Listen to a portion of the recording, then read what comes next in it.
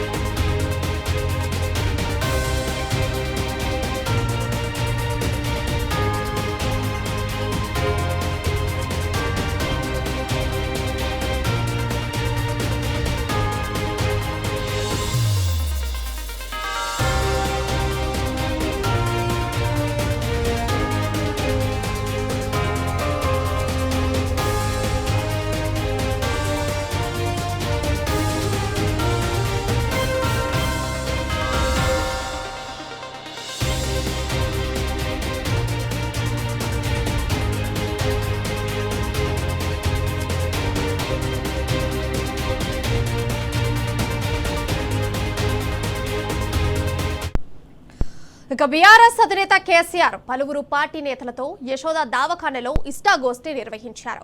తనని ఆసుపత్రిలో కలిసేందుకు వచ్చిన నాయకులతో రాష్ట్ర పరిస్థితులపై కేసీఆర్ చర్చించారు. రైతులకు యూరియా, ఎరువుల లభ్యత, వ్యవసాయం, సాగునీరు తదితర ప్రజా సమస్యలపై సుదీర్ఘంగా మాట్లాడారు.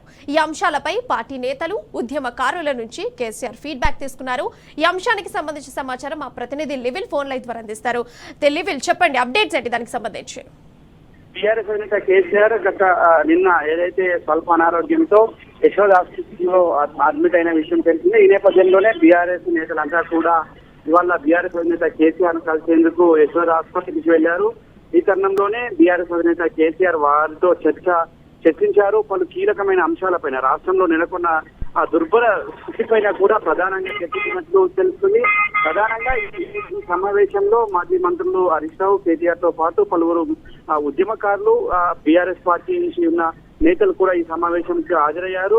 అయితే రాష్ట్రంలో నెలకొన్న దుర్భర స్థితులు, ప్రధానంగా రైతాంగానికి సంబంధించిన సమస్యలపై ఈ సమావేశంలో ఫీడ్బ్యాక్ అంటే ఆ నేతల నుంచి ఆ వివరాలు అడిగి తెలుసుకున్నారు. రాష్ట్రంలో ఎరువుల కొరత ప్రధాన సమస్యగా ఉంది. ఇప్పటికే వానాకాలం పంటలు వేస్తున్నారు. రైతాంగం పంటలకు కావాల్సిన ఎరువుల సరఫరాలో పూర్తిగా వైఫల్యం చెందింది ప్రభుత్వం.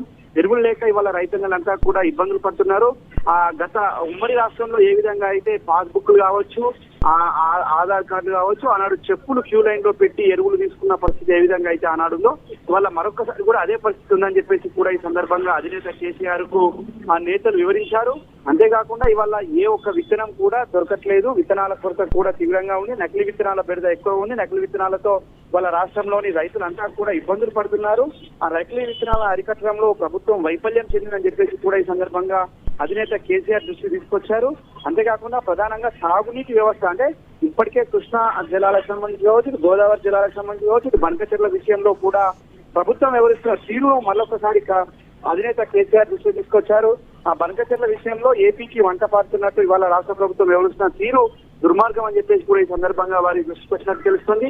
అంతేకాకుండా ఇవాళ కృష్ణా జలాలకు సంబంధించిన నీటి వినియోగంలో పూర్తిగా వైఫల్యం చెందినట్టు కూడా ఈ సందర్భంగా చర్చించారు. ఏదేమైనప్పటికీ సమస్యల పట్ల పూర్తిగా అవగాహన ఉన్న అధినేత కేసీఆర్ ఖచ్చితంగా ఉద్యమిద్దాం, రాష్ట్ర రైతాంగం కోసం, ప్రజల కోసం ముందుకు పోదామని చెప్పేసి కూడా ఈ సందర్భంగా దిశానిర్దేశం చేశారు. Priya, right రివిల్ Reddy, thank you. మొత్తంగా చూసుకుంటే యశోద హాస్పిటల్లో సాధారణ వైద్య పరీక్షలు బీఆర్ఎస్ అధినేత కేసీఆర్ కు జరిగాయి. అండ్ అట్లాగే బీఆర్ఎస్ నేతలందరూ కూడా పరామర్శించడం జరిగింది. రాష్ట్రంలో ఉన్నటువంటి పరిస్థితుల గురించి చర్చించడం జరిగింది. రైతుల కోసం ముందుకు కదులుదామని కేసీఆర్ దిశానిర్దేశం చేయడం జరిగింది.